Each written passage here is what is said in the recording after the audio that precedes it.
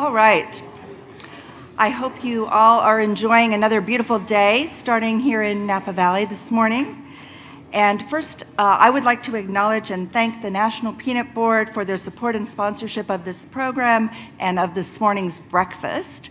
We love the Peanut Board, and usually when there are extra packets of peanuts left, it becomes a staple of our diet here in the office. So we're really thankful to have them here. I'm Cathy Jörin, Senior Director of the School of Graduate and Professional Studies here at the Culinary Institute of America. And I have the pleasure of giving you a brief update on our master's degree program offerings. So hopefully the slide, there we go. The CIA has been delivering master's degrees for about almost 5 years now. We started in the fall of 2018, are now offering 3 different master's degrees. All these programs are 30-credit Master Professional Studies degrees with an emphasis on academics and practical learning. Each is cohort-based, 2 years long, primarily online, with 2 to 3 short residencies each. And the residencies are based at the CI campuses both here and in New York. All of them are designed as executive-type programs for working professionals to complete from any location while continuing their work and personal lives. All programs culminate with the development and presentation of a capstone project intended to have a positive impact on our food system. The master's degree in food business is a one-of-a-kind business degree program with a food industry focus. This degree is an excellent fit for an entrepreneur looking to open a restaurant or food service business, for an innovator who wants to launch a new food product into the retail market, or for those wishing to further their understanding of the business of food to better contribute to an organization or to move up within their company. Learners in this program endeavor to shape the future of food through business opportunities. A hallmark of this program is that it is primarily taught by industry professionals working in their fields. And this program is graduating its 3rd cohort in August at our New York campus and will admit the 5th cohort in September.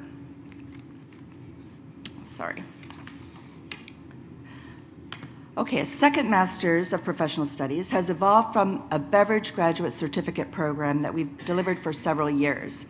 The current Master's in Wine and Beverage Management is a unique master's degree that not only takes you from vine to bottle, but also emphasizes how wine makes its way to the table, covering the life cycle of a bottle from marketing to distribution and from restaurants to retail.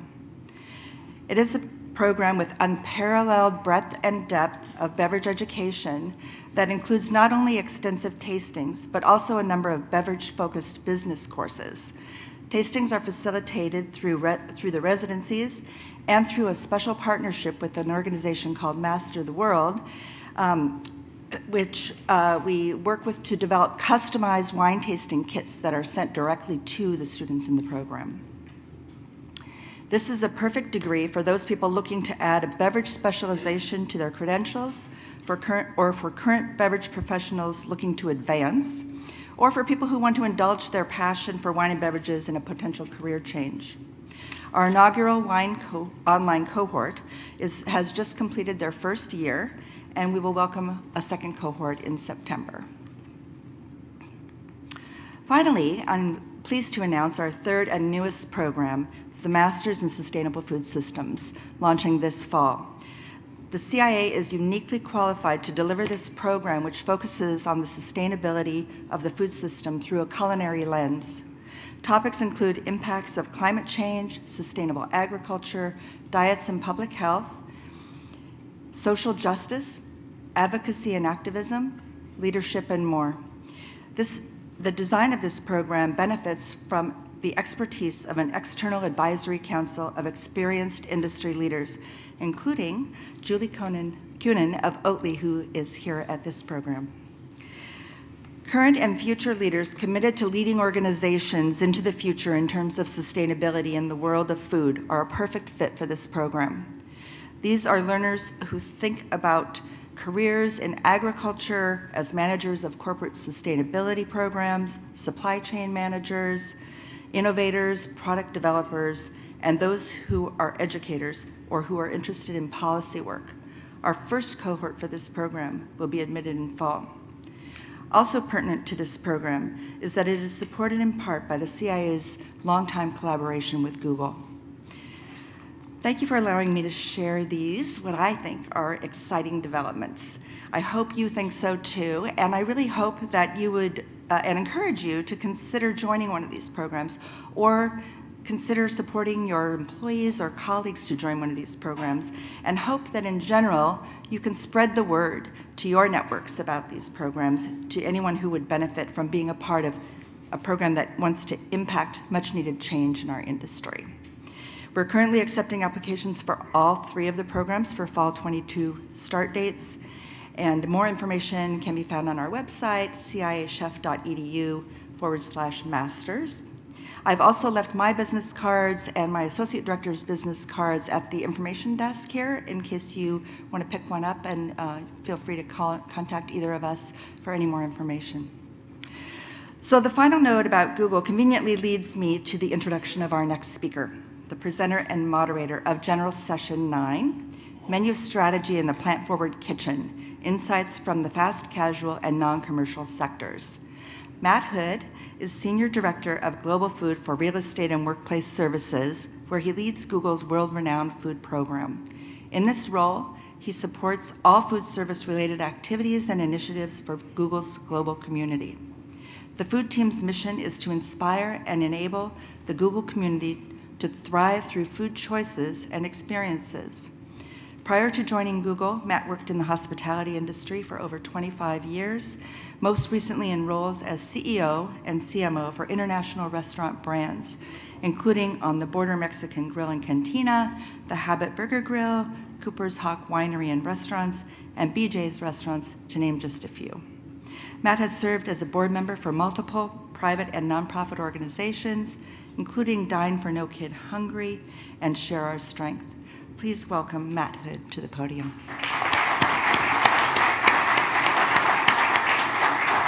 Thank you so much. I guess I'm gonna have my mom stop writing the bio because that was ridiculous. It's great to be with you. It's truly an honor to be here. This is my first time at Copia, and what an amazing facility. And it's my first time meeting many of you. It truly is a privilege to be here representing Google and to be able to host and moderate this panel. So thank you for the invitation, and I look forward to enjoying in this conversation with you. To make the conversation a little bit more casual, I've decided to opt away from the podium and instead we'll engage in a little bit of a conversation here in these lovely chairs they just happen to have in the middle of the room. So our conversation today is going to take us across a journey from some different speakers to hear a little bit about how the plant-forward movement is taking place in commercial and non-commercial settings. We've heard over the last couple of days some of the amazing and really engaging evolutionary changes that are taking place in the industry. And I've had the chance to get to know the speakers that you're going to hear from today, and I can't wait for you to hear their stories. But for a few of you, and I've met some of you on breaks, who are wondering, I'm sorry, what is Google doing with food? Like, they sell food now? Like, what the heck are they doing that for? Let me reframe a little bit, and Cathy did a great job of setting it up. So at Google, we have the distinct privilege, and have from the beginning of time, of being able to bring our teams together over delicious, great tasting food. We believe it's a core part of our culture, and one of the great legends is that we hired our first chef before we hired our first HR individual. Now that led to its own set of challenges, but that's another story for a different conference.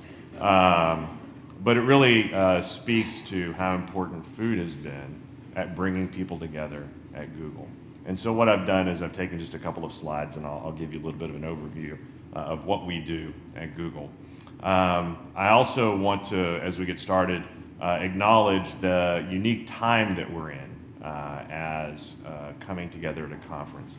I've heard so many of you just light up with joy at how fun it is to be back in person and shaking hands, even when those handshakes are a little awkward. Literally a couple times, like, do you shake? Are you a knuckles? Some folks have gotten straight to hugs, which I value that, thank you. Some of us are not quite there. It also means that in addition to a room full of amazing professionals, we have folks joining us on screen. And so this will be a hybrid event. Some of our participants will be here live and some will be on screen. So we'll be sure to welcome them as well as those that are watching online.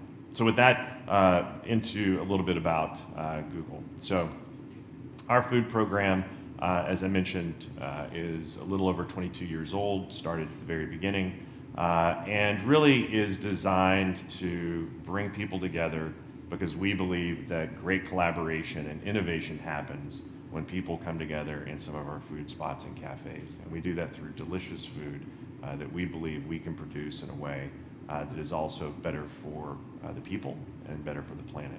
And we'll talk a little bit about that. So these are our 4 core objectives of the food program: to enable productivity and performance, support the culture and work dynamics, to help our leaders bring their teams together to achieve specific goals, and then I think the challenge that we all face across industries is to attract and retain happy and healthy top talent. And that's really in service of the mission you heard a little bit earlier about inspiring and enabling the community to thrive through food choices and experiences. And we'll talk about what that means, both the choices and experiences, and one of the leaders of that is with us here today. A little bit about the size and scope of our enterprise. We serve approximately 300,000 meals every day, and that is being done through 9,000 associates, almost all of whom are employees of our vendor partners, some of whom are here today. And we couldn't do it without them. This shows that we have 42 service partners around the globe supporting us in 320 cafes. And then you can see we have 1,800 micro kitchens, small break spaces where people can come together, get a quick refuel and create casual collisions. We have 13 teaching kitchens, as well as an ever-growing fleet of food trucks across 56 countries. And so our aspirational question within the food program was, how can we contribute to enabling the planet to feed 10 billion people? And it's a daunting question because we want to do it in a sustainable, inclusive, efficient, nutritious, and healthy way. We have an opportunity in our 56 countries and in the reach that Google has to use that reach and impact for good. It's one thing to serve our team members and our users healthy and nutritious food, to bring them together. But we have an opportunity to do so much more. And so that's what we're embarking on at Google. We actually took the platform that we have of feeding our team members and decided to raise it up, to be more aspirational, to step into the moment that we are in, and to truly be more. And so we put together 5 food shots. We at Google, as a culture, have what are called moonshots, 10x thinking. The self-driving car is an example of that. In the food program, Michael Bacher and our team helped put together these 5 food shots. The first is to enable individuals to make more personal and informed choices, so food transparency, more transparency in the food system, to shift diets, to enhance transparency, to reduce food loss and waste, and to accelerate the transition to a circular food economy. There's a lot to unpack there, but what we're really going to focus on is number 2, the shift that we are seeing and well underway to a more balanced plant-forward diet. And how do you do that? And that's, I think, what we've all been talking about over the last few weeks, or last few days. I'm looking at the timer that says I have 3 minutes to wrap these up. So as I go through these quickly, please don't mistake my speed for the importance of the content. But I also think that we have a pretty educated audience, and so the intent is to hit these at a high level. So why shift diets? I think we've all been down this path with regard to the impact the food system has on the world's greenhouse gas emissions, specifically how we think about our protein balance and protein optimization. Michael Kahn, who many of you have met, from our team is here. He leads our culinary strategy and has also been a key architect in our protein strategy, shifting from the higher impact, higher cost beef, lamb, and goat proteins up the chain to lower impact proteins. It also gives us an opportunity to make an impact into agrodiversity, and we have, I believe, a very realistic understanding that this change is going to take place over time. This is not something that we are simply going to change menus and expect our users to show up and say, "Oh, thank you so much for taking all of the meat off of our menus. That was awesome," because Meatless Monday, if you haven't heard, goes down in the annals of lead balloons and things that just did not go over well. So it is about change management and how to architect that change. Speaking of which, we have Siobhan Hansen, who is here today. I think some of you have had a chance to meet Siobhan. I'm looking very, oh, there she is. Siobhan is in the back, and Siobhan helps us really architect a very thoughtful behavioral science approach to managing some of the changes that we've implemented. And the headline here is really that we want to make the best choice the easiest choice. And some of the ways that we've done that is through the choice architecture of the size of our plates, the ordering of the line, what comes first, and also some of the subtle messaging that we're doing throughout our cafes. At the end of the day, we can never forget that the core of any culinary strategy has to be around flavor, taste, and experience. Can I get an amen? I know it's not Sunday, but can I get an amen on that? Thank you. I think sometimes we get wrapped up in saving the world that we forget that ultimately we've got to bring people along with us. And if we do it without or by forsaking flavor, we're going to find ourselves on a pretty lonely journey. I think yesterday, Scott Giambastiani, I think that's how you pronounce it. Is that right, Scott? Okay, good. Scott Giambastiani had a chance to walk us through a little bit of the flavor innovation that we've been going through at Google, and I'm really proud as both a part of the program and a user and enjoyer of a lot of the innovation that's been coming through. And so these are just a few slides around that. We also heard a little bit from Cathy about the fact that to achieve this journey, we have to make sure that we're equipping the next generation of culinarians, the chefs, the cooks, the folks who want to be a part of this. And so we have put a pretty significant effort into our training the talent and development. And so you've heard a little bit about that. We have our Plant Forward Kitchen work that's being done both here at the CIA and in our own ecosystem. And ultimately, our goal is to make sure that we instill a culture of healthy diets, healthy people, and a healthy planet. So that's a little bit about why Google is here to talk about food. And I'm also overjoyed by the fact that we have a chance to bring in some other voices. And my job today is to help facilitate a discussion with some of the leaders that you've seen in the program. And so now I'm going to pass it over to Ron, who's joining us on screen to tell us about the Israeli street food movement that he is leading. And Ron, I'll pass it to you, sir. You guys see me and the slide deck, okay? Yes, we got you. You look great. Thank you. I worked hard on this morning. Hi, everybody. Sorry I can't be there with you in person. We are in the throes of opening yet another Shuk location here in the district area in Washington, D.C. Would love to share with you a little bit about Shuk and what we're up to. And I'll kind of jump to the why first. This is from a recent appearance on CBS Sunday Morning, where I took the opportunity to take a small dig at a famous guy named Elon Musk.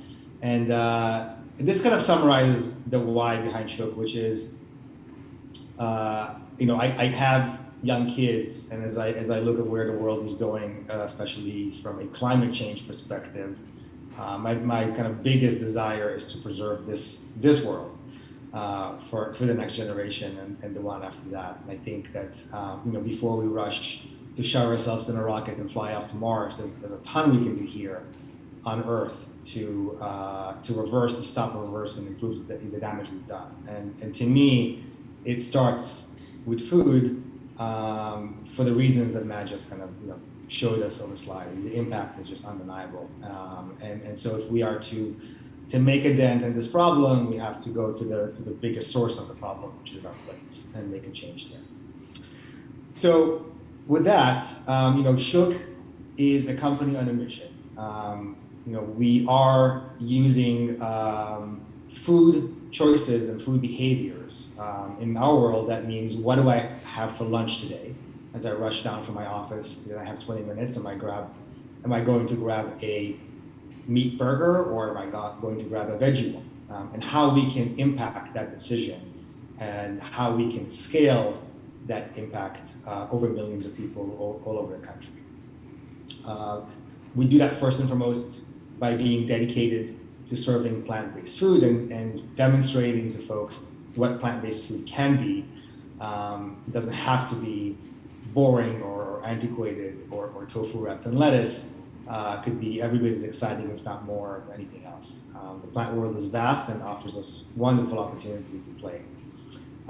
In addition to the fact that we are dedicated to serving plant-based food, we also make sure to wear the rest of our environmental values on our sleeves, so to speak, by looking for ways throughout our operation, wherever we can, to make the right choices. A couple of examples here on the slide.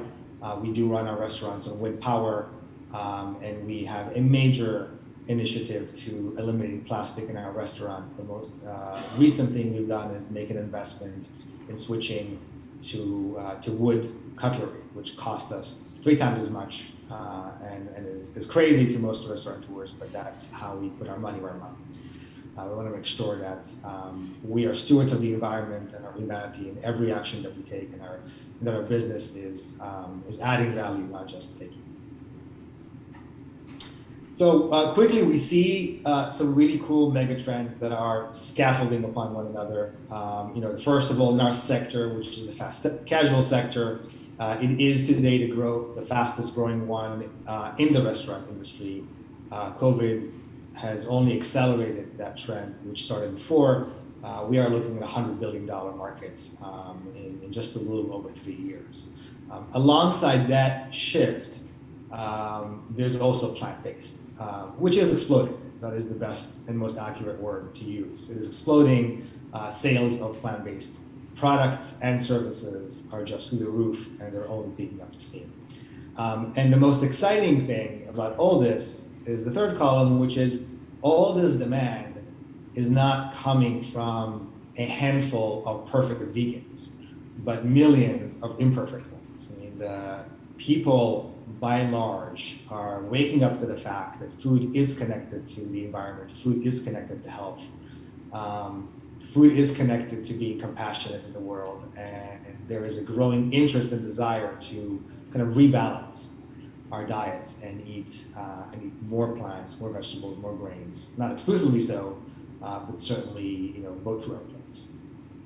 So you would think that with all this demand, the supply out there would be amazing, but in my not so humble opinion, it is not.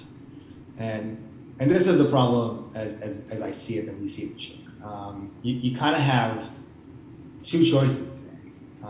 One is a growing, very successful, very exciting industry of meat analogs, right? Highly developed, engineered, and manufactured products that are meant to give us the feeling that we're eating meat, even though we're not.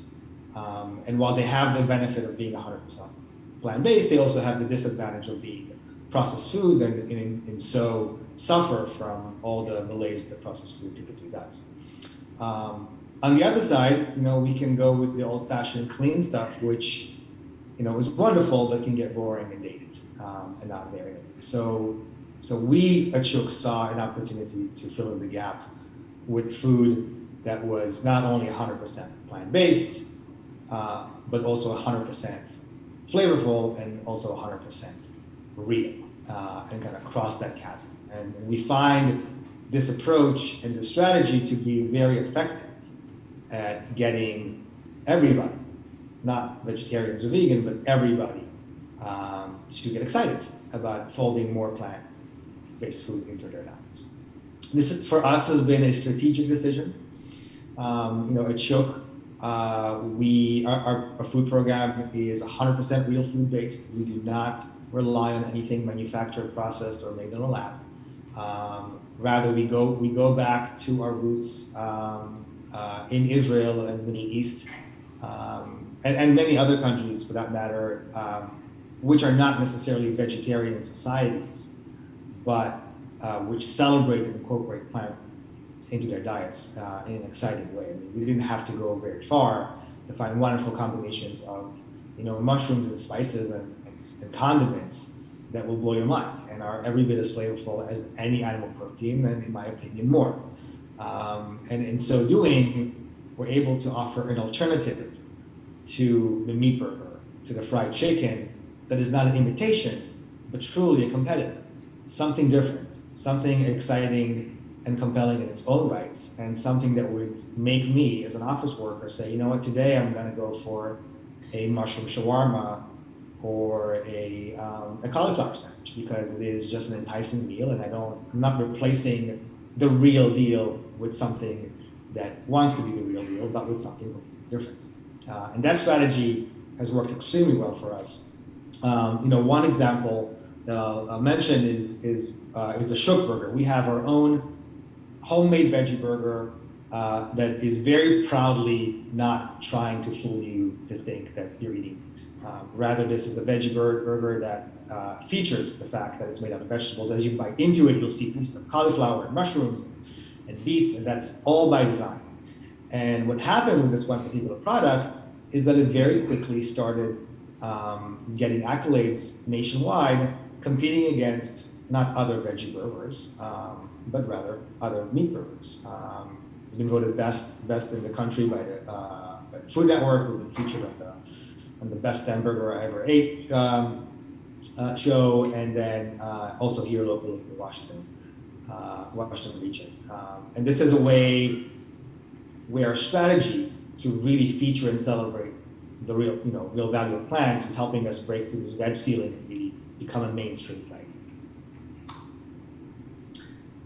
As a company, another kind of proof point is that we have been voted 4 times now best fast casual in DC. And again, the point here is not to pat ourselves on the back, but to demonstrate that you can be 100% plant-based concept and win awards that are mainstream awards. We did not win the best vegetarian, best vegan fast casual, but rather just the best fast casual, and that there's a path to doing so.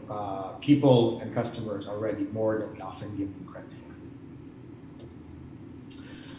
Just to kind of wrap up how we do it very quickly, our menu program is very much rooted in Israeli street food. The mainstay of our food program is really beautiful, very bold flavored pita sandwiches and grain bowls, and we run the gamut from what you would expect traditionally with hummus and falafel, all the way to our most recent invention, which is our own homemade Shook sausage. It is a plant-based sausage made from real food, not from a lab, not from a factory, and just coupling all those products with just amazing condiments and sauces to make it a luxurious meal. We have hummus bowls, we have salads, we have sides, and I'd say this approach again has resulted in the fact that about 87% of our customer today does not identify as vegetarian or vegan at all. We really are able to get everybody, and in so doing, drive the impact and the awareness and the behavioral change that we see. That's it for me. Thank you, Ron.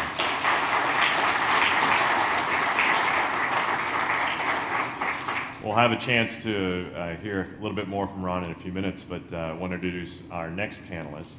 Smitha, are you with us today? I'm looking at the screen waiting for the magic of you and your presentation to show up.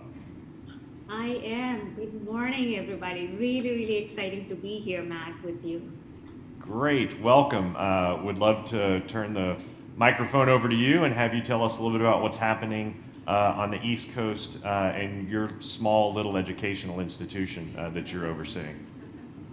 Just a little, yes, absolutely. Thank you, Matt. And first off, welcome to the conference. Really nice to see you all. Good morning, good afternoon, good evening, wherever you're dialing in from. I am Smitha Hanif. I serve as the Managing Director for Harvard University Dining Services. And what does that mean? All things food on campus for our students, faculty, staff, on operations and food systems, which I'll share a little bit more.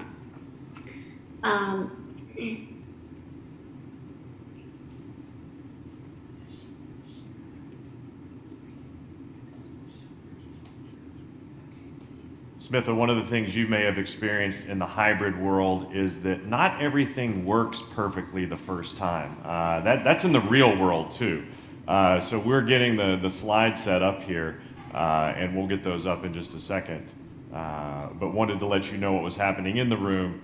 We can see you, and we're getting your slides here in just 1 second.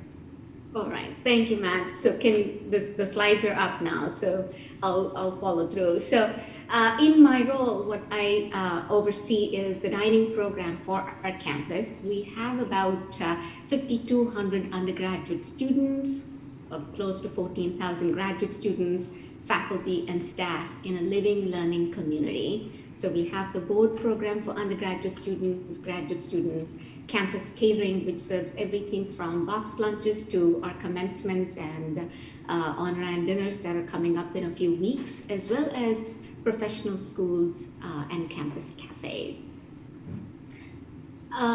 Coming into this role, as we think about food systems for our university, there are some key priorities and goals. Affordability, diversity, and access are significantly important here for Harvard and Harvard's leadership. And health and well-being, climate and diversity, equity, and belonging have been some of the areas that we are working through.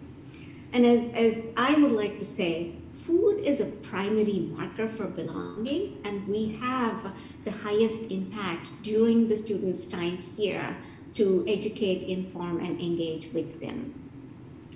So our strategic framework has 7 key themes. It begins with student engagement and community engagement and closes out with food systems and climate change. And since we're talking about food and plant-based foods, I would say for us here, when we operationalize our program, we think about 4 key sensitivities: health sensitivity, cultural sensitivity, religious sensitivity, and environmental sensitivity. And together, when they come together, our hope is that we are able to meet diverse students' needs on any given day for every meal. A little bit of what Ron spoke about the menus that they write at Shook, about what Matt spoke about in terms of not making design or menu design prescriptory, but inclusive in this way is our approach. A few examples of how we translate this is here we on campus is during World Food Day, we look at it as how do we educate, engage, and translate, whether it's the scientific research or what we are learning from world leaders.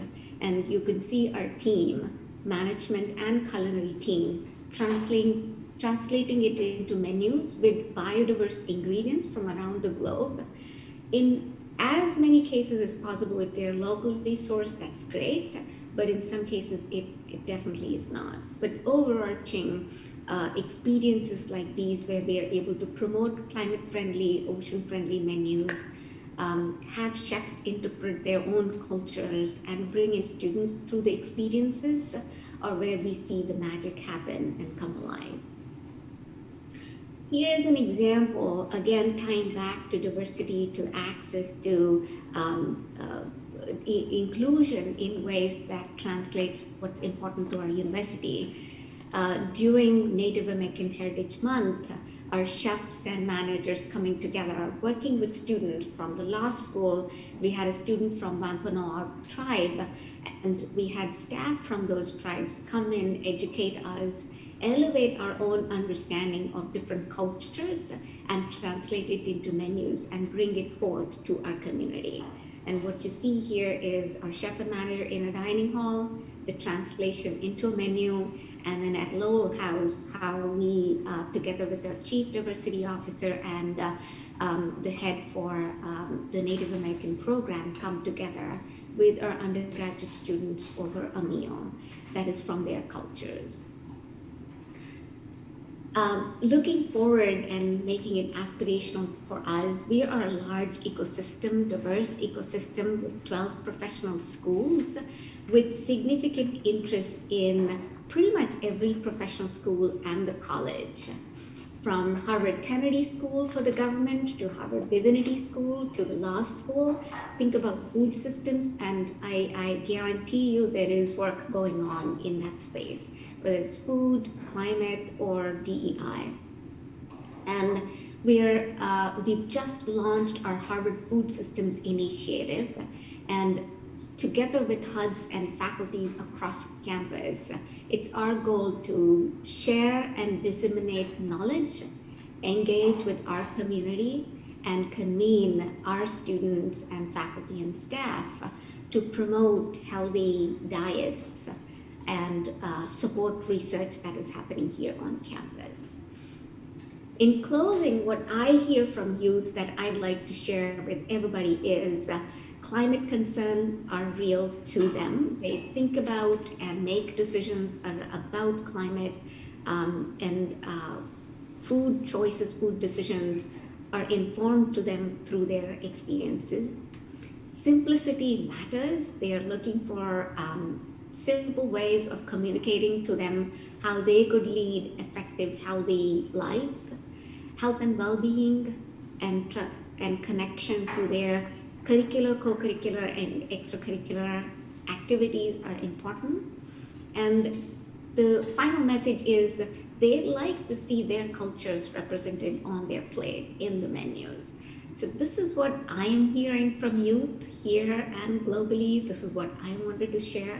3 key themes of knowledge dissemination, of engagement with them at the table, and of convening in exchanging experiences.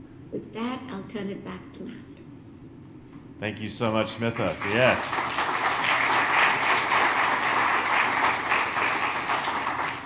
Smitha, I thank you for your last slide because it's going to lead into one of the questions that we get to in a few minutes. But thank you for your wonderful remarks.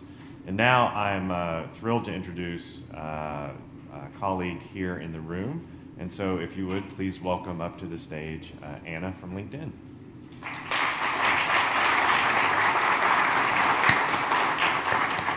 Hey, hi everyone, good morning. I have my note cards because I always forget the important things. Smart. Okay, how's everyone doing? Good. Thanks for staying on the last day.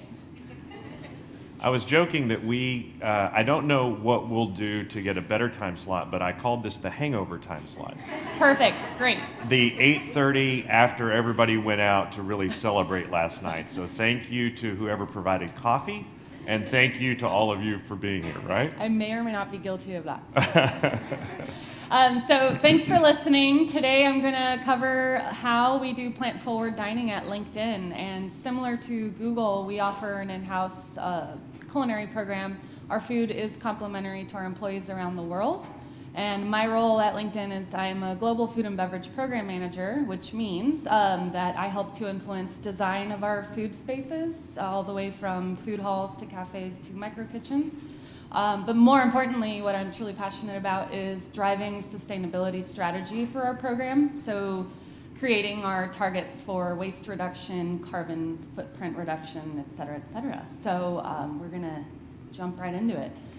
If you were not here for the opening session of day one, Greg did a wonderful job of covering the why we're here, but I did want to kind of reiterate the why and explain from a very high level why it is that we're even talking about plant forward here. Our planet is warming up, and it's getting too warm. We have greenhouse gases that are destroying the ozone layer. It needs to be addressed. And the way that we grow food, transport food, and waste food will not be able to sustain our world's population by 2050, period. So we need to change the way that we create food, grow food, transport it, and stop wasting as much. And another reason why we're here is that we need to shift to a more plant-forward diet as a whole. Globally, we consume too much animal protein, and by shifting towards more plant-forward, we are going to naturally reduce the amount of greenhouse gases that are associated with our diets.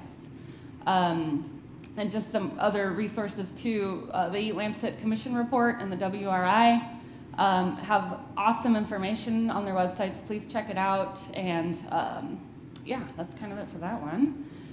So what do our diners and consumers think about plant forward? 65% of our consumers agree that we can mitigate climate change by eating differently. However, 67% say that restaurants and companies bear more responsibility for addressing climate change. And it's a little cut off there, but that's from a 2021 US consumer report by Data Essentials, if you want to look that up. It's awesome that our consumers are cognizant about what plant-forward dining is and that they mean well and that they're more conscious consumers. However, we as a business that buys food, produces food, serves food, wastes food, we do have a responsibility to help influence their decisions around what they eat, when they eat it, and how they eat it. So. And the why at LinkedIn. So we're committed to designing and operating sustainable spaces for our employees globally. We have about 16,000 employees globally now, a lot smaller than Google. But by 2030, our company, and we're a part of Microsoft as well, so we've combined forces, and an important takeaway from this is that more corporations are starting to commit to science-based targets. And we've committed to being carbon negative, water positive, and zero waste by 2030. Our food program wants to beat that company-wide goal by at least 3 years, so we're aiming for 2027. And food is a huge, huge component of all three of these categories. So you have to take a look at your program. Our program started in 2013 with one cafe at our headquarters in Mountain View. I was fortunate enough to start about a month after we opened. And we had a dedicated plant forward station in that cafe way before plant forward was a trending term. So we like to think that we were thinking ahead, which is awesome, and it was very well received. It did take a couple of years for us to develop what plant forward would mean at LinkedIn and in our program. And we worked with a lot of the resources that the CIA offers, which was very helpful. So check out their website as well if you need some help with, bolstering or creating your own commitments. And then in 2019, we rolled out our Plant Forward service initiatives in all of our cafes around the world. It was a phased approach to make it more doable and less obtrusive. So that's been successful. And now 3 years later, we're in 34 countries with over 27 food service outlets, coffee bars, hospitality and events programs, and the Plant Forward touches every part of that. And so now some inspo photos from our sites around the world. Here in North America, we have South Bay as our headquarters in San Francisco. Our chefs are digging doing Plant Forward and making it look sexy. They can pull out the tweezers. We actually like to plate our dishes. They have a blast being challenged with making, Plant Forward food sexy and making it a star. And I think they're doing a killer job. Here's some more photos.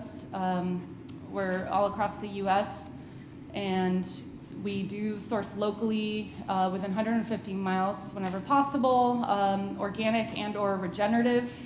We have very good relationships with the farmers that we source from. We do farm tours and farm visits.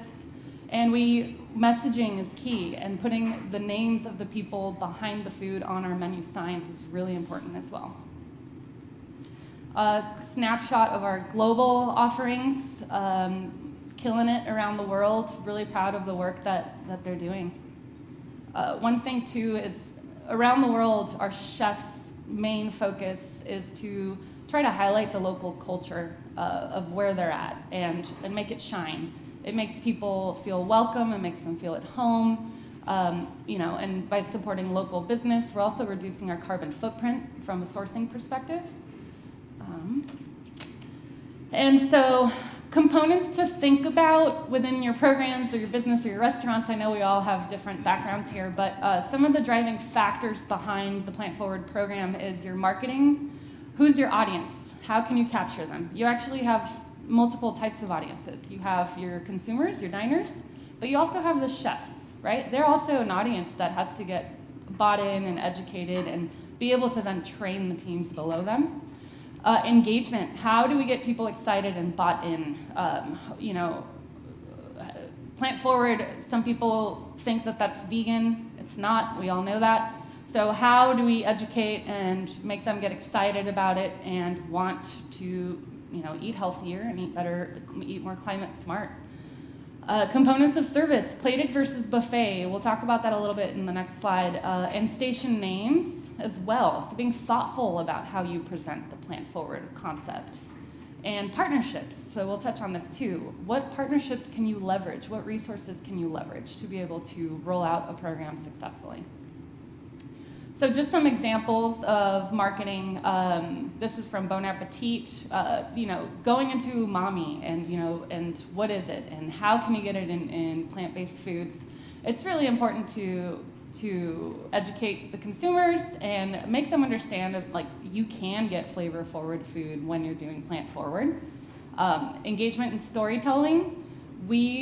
This is pre-COVID. We're going to be bringing this back super soon. We're very excited, but on the left, you can see that we were doing plated plant-forward lunches where we would invite our LinkedIn foodies and they would come and be able to ask questions about the food. We wouldn't promote it as a plant-forward lunch, but it was, and they loved it, and it was awesome. And our chefs, we actually have Chef Chris and Chef Kevin who are up there leading this lunch, and it was very successful, but it creates relationships. It makes people more comfortable with asking about their food, with learning more about where their food is coming from. Chef engagement, to get chef buy-in and support and educate and cross-train, the chefs actually used to do competitions where they would cook a plant-forward dish and plate it and present it to LinkedIn employees that were judges, and they would vote on the best dish, and that chef would get a big trophy that's very large, and they would proudly put it on display in their cafe and just boast and be super proud that they won, and it would rotate around the campus depending on what chef won, and that was super successful, and the employees loved the opportunity to be able to critique the chef's dishes, so that was awesome. Designing, so activities where you can incorporate engagement with the employees, designing a plate, contests, things like that. This was very successful for us. Components of service. We have played around with how we call the stations, whether it's plant-based or sustain was a very successful concept, or radius. A little goes a long way was one of the other marketing initiatives. And we've played with buffet versus plated. We have seen more success from a customer satisfaction standpoint with the plated concept. It looks prettier. The chefs are very excited about the ability to be able to use higher end quality products because they're pre-plating, they're controlling the portions. It's a culinary show. I was just talking with Michael about this. It's on display. It looks beautiful. That has been extremely successful for us. Am I out of time already? I mean, that's what that says, but it's really Okay. You've got the clicker, so yeah, you get to decide. I'll go really fast. And some partnerships that you can leverage, not everyone might have this in your location, but human resources, sustainability, wellness, employee resource groups. The employee resource groups are actually a great way to incorporate different cultures around the world into your cuisine. And getting the buy-in from these other huge partners will also help you execute a program more successfully. Some important external partnerships too. The CIA has awesome resources that you can leverage and training programs. WRI has a lot of resources on their website and the Cool Food Pledge. And then Greener by Default is a nonprofit that we've recently partnered with to analyze our menus and slowly transition to mostly plant forward. Quick little snapshot of one account. San Francisco, we have the Good Eating Company. 71% of our menu there is plant-based on average. And 30% of desserts are vegan. We don't call them vegan, we call them really sexy names, and nobody notices that it's vegan, and they're loving it. And we have been playing around with defaulting to a plant-based milk in the coffee bar instead of defaulting to cow's milk. However, we are not completely removing cow's milk. We put more attention to sourcing high quality and local, so we do partner with Strauss for that. But nobody has noticed. It's really interesting. And station concepts, I covered this. Calling it different names and having a purpose behind the station is very helpful. Partnerships too, chef training programs. This is Chef Alicia from Good Eating Company in San Francisco, and partnering with resources like the WRI as well. And that's it from our account. I hope that the photos and information have been helpful and inspirational, and I look forward to the panel. Awesome. Thank you so much, Anna.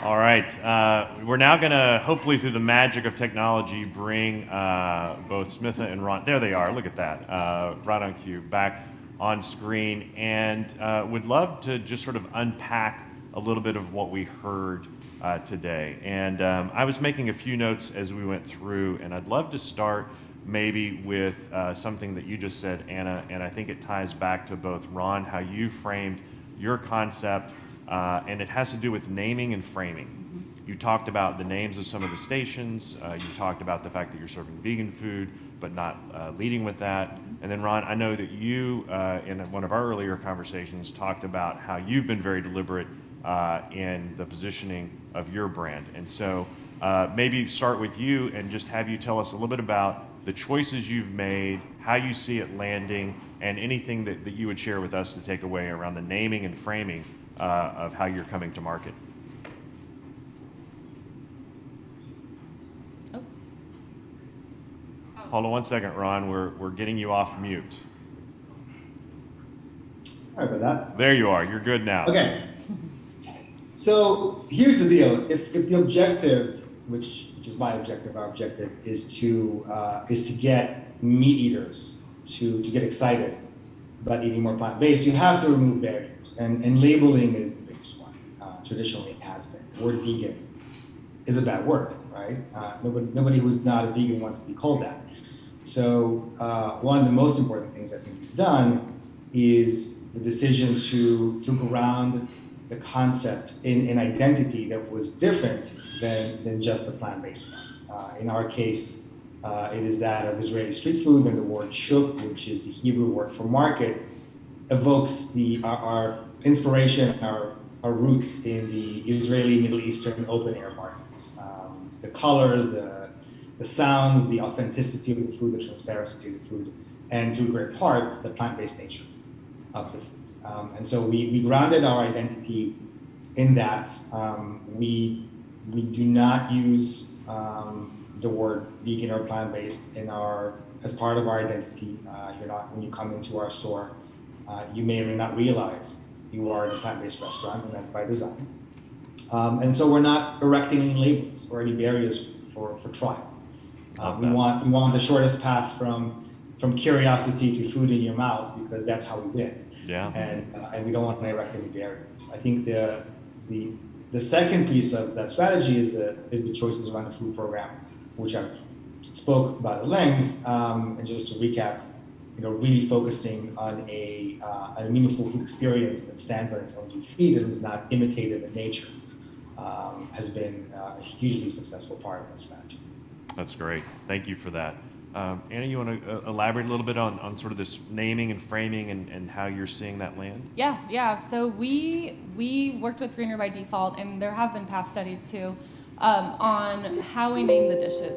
And employees do notice that it's the way that you frame the dish. Mm-hmm. If you're highlighting the culture or the authenticity or the products that you're trying to highlight within the dish, that's what stands out. Sure. Not the fact that it's plant forward, right?